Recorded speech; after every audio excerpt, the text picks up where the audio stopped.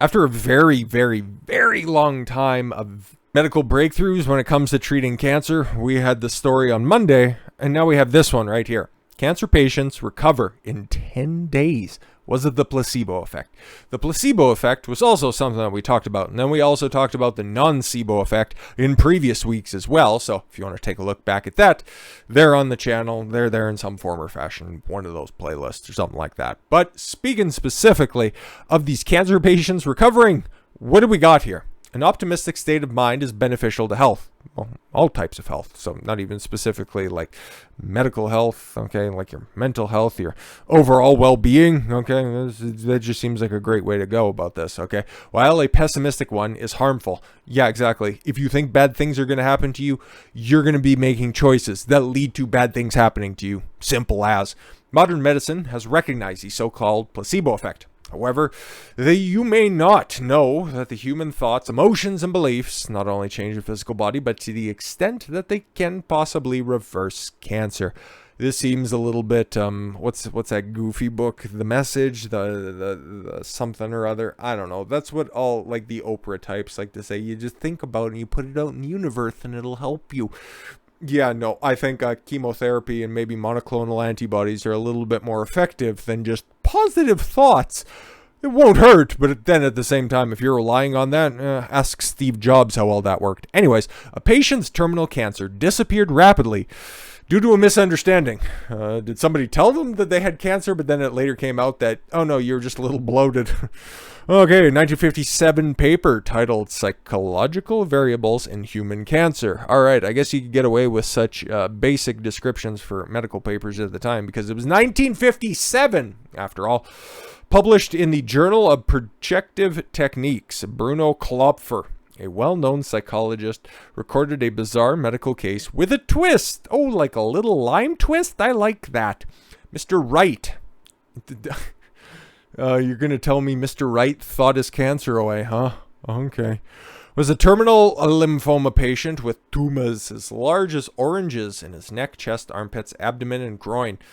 Again, are you sure this wasn't a misdiagnosis, though? And he also suffered from a swollen and enlarged spleen and liver. Oh, this guy was just a walking death sentence, as well as severe anemia. Yeah, this dude was finished. His doctor, Dr. Philip West, thought he was dying. No, your diagnosis of what he was going under, that leads me to believe that this dude was dying, okay, whether you thought it or not, okay? However, Wright still wanted to live. Yeah, no doubt. I think that's most people's predilection. They would rather live. And while he was in the hospital, he learned that a hospital was testing a new anti-cancer drug called cribiosin, which gave him hope. Wright begged West to inject him with a new drug, but the latter tried to discourage him, saying that cribiosin was not suitable for him, and that was against the rules. Oh, exactly. Doctors adhering to rules, maybe to the detriment of their patients. Where have we recently heard that over the past 2 years? Just wondering specifically. No, but that's just for horses. Nevertheless, Wright kept begging and pleading, and Dr. West finally agreed to let him try. 3 days after the new drug was injected, when Dr. West returned to the hospital after the weekend, he was amazed to see Wright, who had been bedridden and constantly wearing an oxygen mask, now walking around the room and laughing with the nurses. Maybe they just gave him a whole bunch of that other new drug called morphine, and he was feeling the effects of it from there. However, other patients in the hospital who were also undergoing the cribiosin trial showed no improvement, and some even got worse. Doctors examined Wright's lesions and found that his tumors had shrunk by half in just a few days. Dr. West described the tumors melting as snowballs on a hot stove. Interesting. Enough with the technical jargon, doctor. Let's see what exactly happened. People in the hospital couldn't believe it. But they couldn't deny what they saw. That week, Dr. West followed the cribiosin course of treatment and gave him 2 more injections. 10 days later, all of White's symptoms were gone. Right. There we go. Freudian slip. No, just kidding. And he was discharged from the hospital. A few weeks later, he was still very healthy, and about 2 months later, Wright suddenly saw a steady stream of news reports that carbazin had been tested and it was not effective against cancer.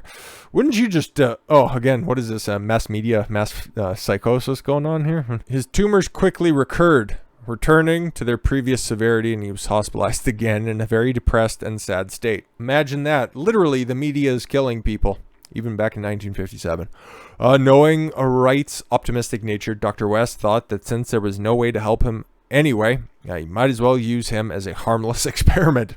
Why not? He's already practically dead, so what's the problem? I can use him as a guinea pig. What's the worst that could happen? He says, So he made a daring attempt that no modern doctor would dare to make by telling Wright not to believe the newspapers, as carbazin was the most promising anti-cancer drug. That's just good advice. Don't believe the newspapers. That even goes back to the time of Jefferson, so, the time of the founding fathers, as it were. Wright asked about his cancer recurrence. Dr. West blamed it on the reduction in drug effectiveness due to a lapse in time. Okay, so... Anyways, one day, Wright read an article in the American Medical Association had officially announced that carbazin had been confirmed to be ineffective at fighting cancer after expensive clinical trials. After previously, I just cut the story short because it just seemed repetitive at this point.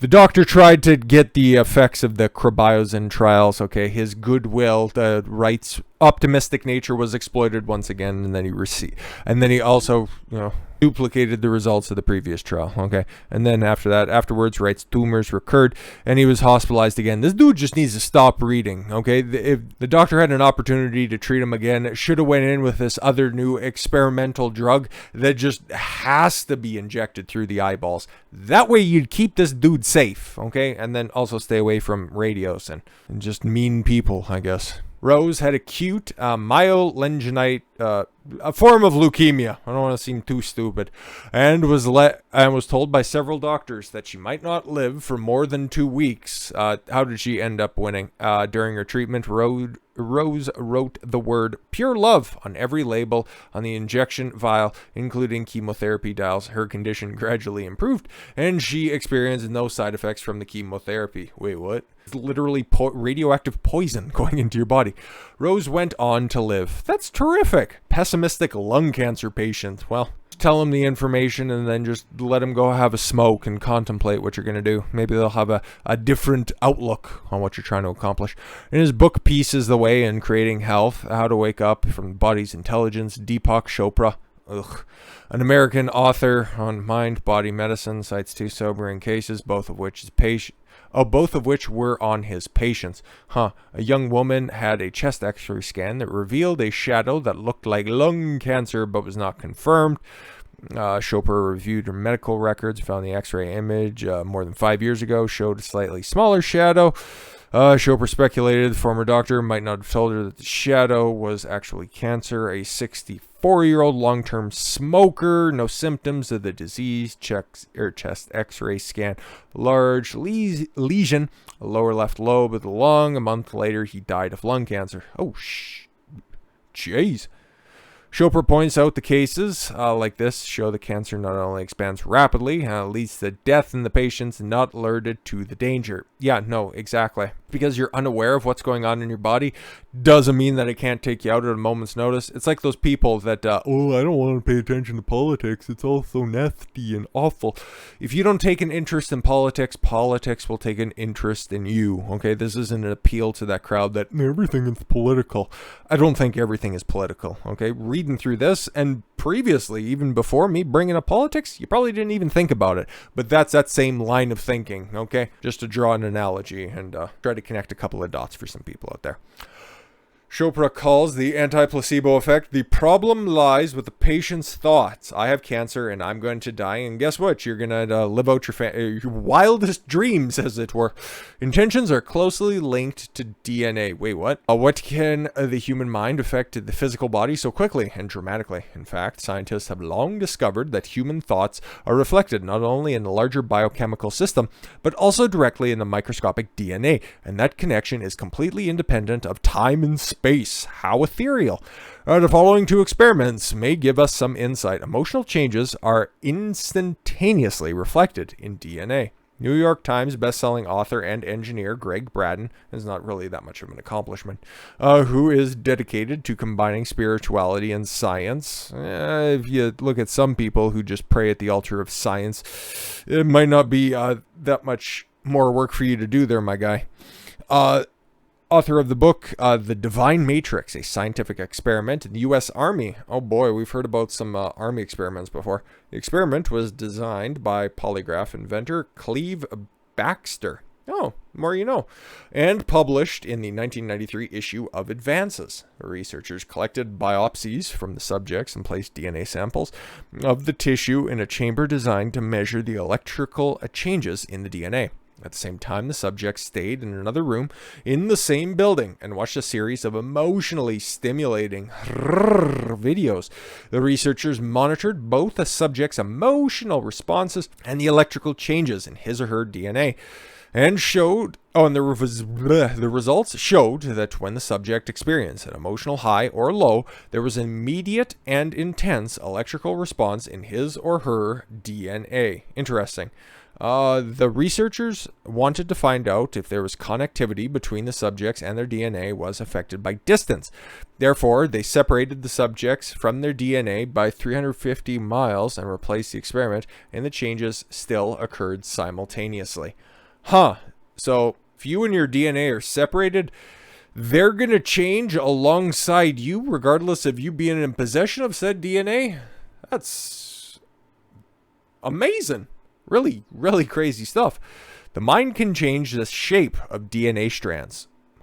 Research team placed human placental DNA in sealed test tubes, placed the test tubes into beakers, and distributed 28 beakers to 28 subjects. Among them, 10 had received prior training in the heart coherence technique, while the other 18 were untrained. And this is trying to figure out and increase heart coherence and bring the body's physiology into a highly ordered, harmonious state. During the experiment, the subjects held the beakers in their hands without touching the test tubes containing DNA samples, focused their consciousness on their heart areas, and generated feelings of love and gratitude from within. Then they followed instructions to tighten or loosen the long strands of DNA. At the same time, the researchers measured the shape changes of the DNA strands with an ultraviolet absorption spectrometer and observed an emotional and physiological state with the subjects with an electrocardiograph. So, what did they find out? An untrained subject entered the laboratory and, in a disturbed and depressed state. His heartbeat was irregular with a lot of negative emotions. He was unable to concentrate to generate any positive emotion. Nevertheless, he still agreed to be tested, and the results were very unusual. Although he had difficulty concentrating his thoughts, the DNA sample changed shape, and there was an unusual shift in the spectrum curve. The researchers said that this was an extremely rare effect, and that the physical and chemical structures of the DNA molecule might have been changed. Alright, how do you rectify all this stuff? Modern science has come to understand the power or energy of the human spirit. Yes, it's very powerful. We've heard all about that. If the human mind and body are truly connected in such an important way, how can we just adjust our inner world to help ourselves through a major illness such as cancer? According to Bernie Spiegel, he sounds very authoritative, an American physician author who specializes in psychotherapy for cancer and chronic diseases. The body's immune system is powerful enough to overcome cancer when left undisturbed, and the immune system can be strengthened by increasing self-identification and mindfulness action. Siegel points out that people who are miraculously cured of their diseases don't have the idea that they want to die, but they also have the determination to do something. So I guess the long and short of it is, think good things, die less painfully. At least that's what they're trying to put across here. That's interesting, right? The headline may or may not have been a heaping helping of clickbait, but figuring out the powers and the effects, at least the anecdotal evidence that comes alongside the placebo effect, it's interesting. It's very interesting to say the least. Can you prescribe it to everybody? No, it just kind of depends on their own mental acuity, as it were, their own personal temperament. If there's any way to properly quantify that, to see if there's a way to push forward the placebo effect to make it more effective so that people can repair people, that's where the next breakthrough needs to come, okay? Because we're already getting other medical advancements, okay? So people out there thinking that they're not the sex they are or whatever other goofy nonsense. I'm a deer. No, you're not. You're just misguided and stupid. But if you have the mental power to push that idea forward, what else are you trying to, or what else are you keeping in the back reaches of one's mind? With all that said, thank you all very much for the gift of your time. I've been Don Consuelo. I want you to follow your gut and get after it. Take care, everyone.